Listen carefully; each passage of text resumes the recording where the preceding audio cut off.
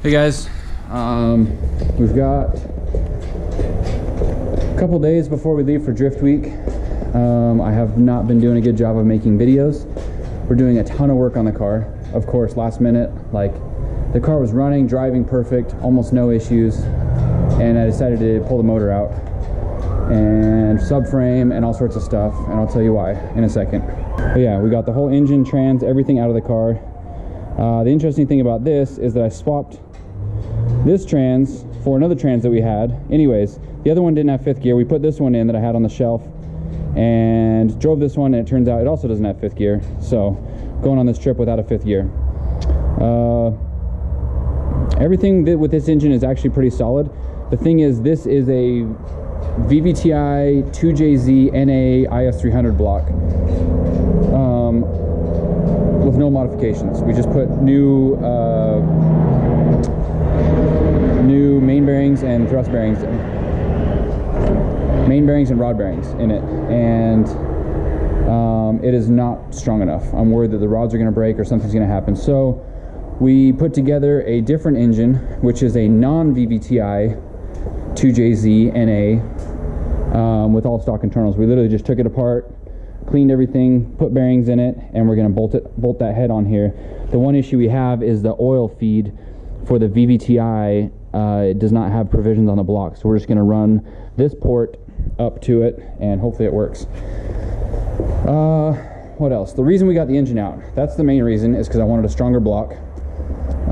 Even though this one is fine, this engine makes quite a bit of horsepower, and I'm worried that engine's going to fail, or the block, the rods, or something's going to break. Everything else is solid. Engine, ECU, tune, everything feels really good that way. The reason we've got the subframe out is, oh yeah, also Wes is working on the gas tank right now. This one is super smashed. It's probably down like five gallon capacity. Yeah. And then also, like, it doesn't sit in the brackets right, so it kind of wobbles around and it leaks when it's full. So anyways, we're putting a different gas tank in it. The subframe, okay, this is the subframe. Nope, that's the new one. This is the subframe we took out.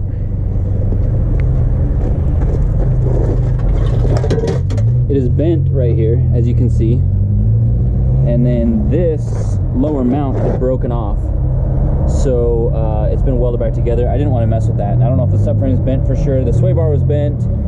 I just really didn't want to mess with it. So we've got another subframe. The other reason behind that is that this subframe is modified to hold a 350Z diff, which is what I wanted to do in the first place.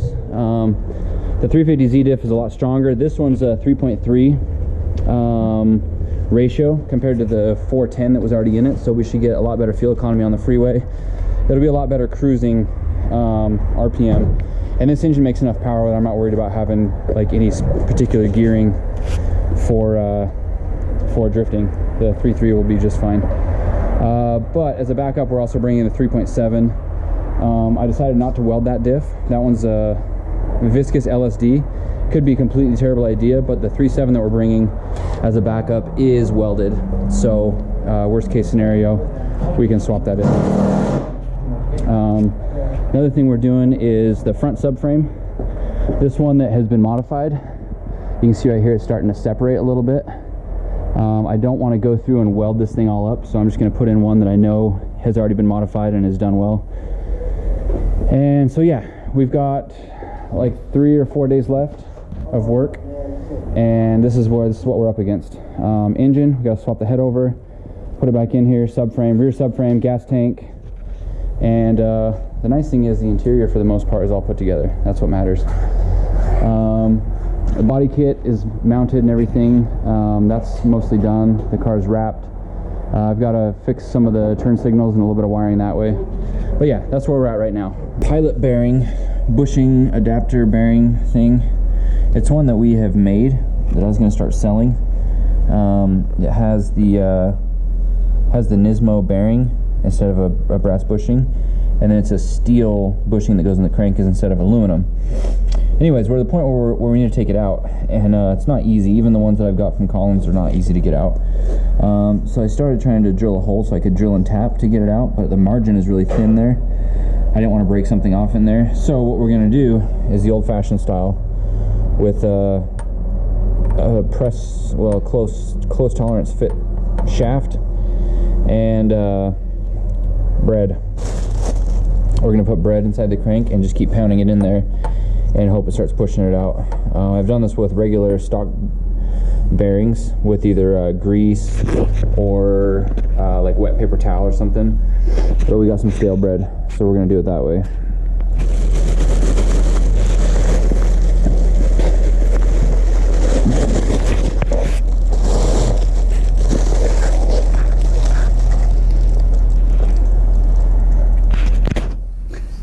Smells good still. Still good. Oh, it's soft. Why are we getting rid of this bread? Wes, you want some bread? I don't like bread. Not right. You don't like bread? No, I do. Oh, Wes doesn't like anything. Oh, dang, that's super dense. We only need one piece. I ruined the whole loaf. Bread's the way to go.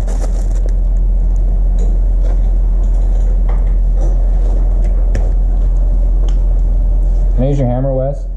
Yeah. Thanks.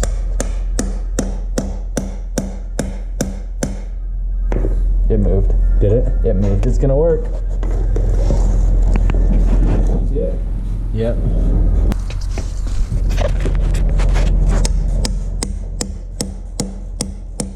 On Monday?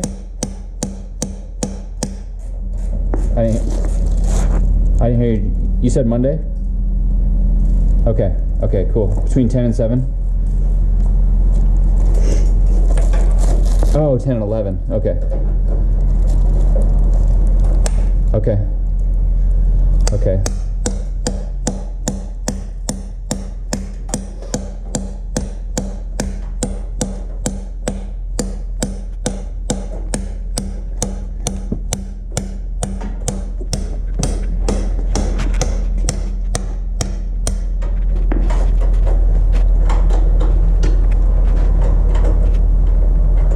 I'm not doing a trailer. That's my issue. So I've got to be able to send my wheels with you. Yeah, engine's all dressed, ready to go in the car. We washed the engine bay. I really wish I could clean up the wiring and paint the engine bay and stuff, but it's just not gonna happen. Not enough time. This is gonna be what it is. But I think everything's gonna go in pretty smooth. Got the Tundra alternator mod. I didn't have a connector for it, but I started Googling it to buy one, and it's the same as a Honda, and I have a Honda wiring harness over there, so I just cut one off.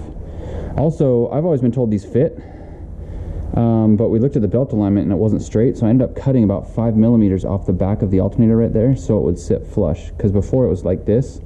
And so if you looked at the pulley was like this, and it's probably fine for drifting, but for a long road trip, I think the belt would end up getting eaten up. So yeah, time to put the motor in. Let's do it.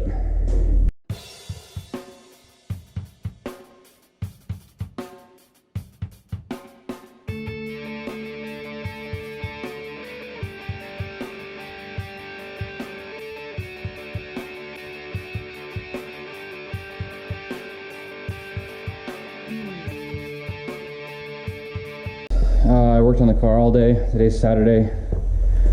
Departure day is Tuesday morning, so got like 2 days of work left. Spent all day working on the car. Oh, it's outside. With the help from some friends. And we got the motor back in, got it started, fixed a bunch of little things, and it's looking really good, and it runs pretty good. I'm about to go test drive it on the street for the first time. It's got license plate on it, insurance, all that good stuff. I just didn't put the hood on because I didn't have someone here to help me this late. Probably need to adjust the headlights, but yeah, it's looking pretty good. So I'm gonna go cruise around, maybe make a little montage of some gas station shots and some street cruising.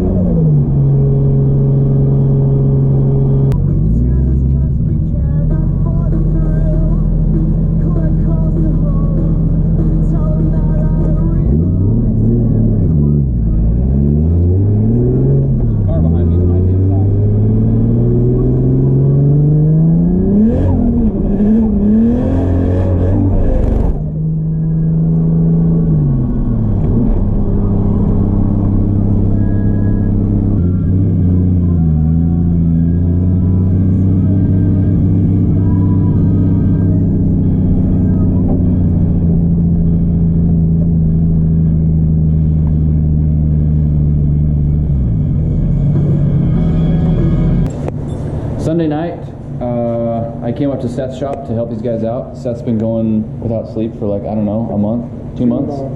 30 minutes of sleep every 4 days. Andrew's here helping out. Andrew's going along on the trip with Seth. My car, I think, is pretty much all done. I've got really minimal stuff to do to it tomorrow.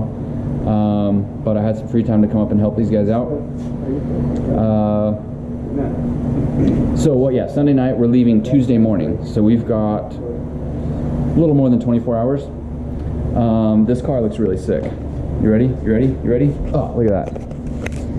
It looks really good, but if you notice, it's still got some work to be done to it. But the attention to detail on this car is really, really high level of attention to detail. What are these taillights? These are sick. So they're actually like really shitty China ones, but they're so expensive because they're super rare. I like it. They're called Intros.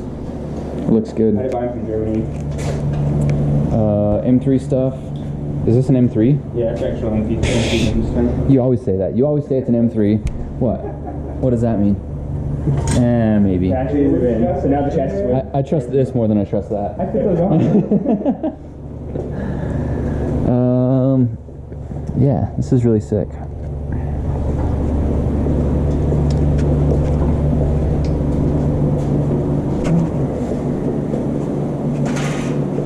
So still a lot of work to do. He's got to get stuff painted and doors, hood, fenders, sunroof delete, trunk, all the stuff that wasn't painted with the chassis.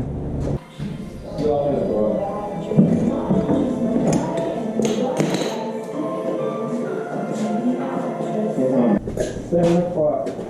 7 a.m.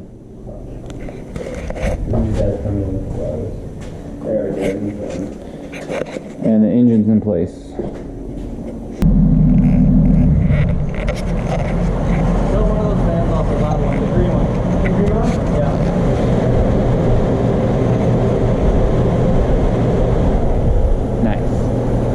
So this is the last step of the process. The car, we spent all day working on it. Brody and I got a ton of stuff done on the car today. And then Ryan was gracious enough to stay late and help us get the car dialed on the dyno. Horsepower Unlimited, he's always helping us out. We're actually neighbors next door. So this is the last step. We're just gonna do some polls. The car runs good. I'm not super worried about it, but we just kind of want to see where the numbers are at and make sure there's no weird dips or anything in the map and smooth it out as best we can. It's got this antique Power FC quote-unquote standalone ECU, so we're kind of limited in what we can do, but at least we got the software for it. So after this is done, it's time to get a little bit of sleep and then hit the road.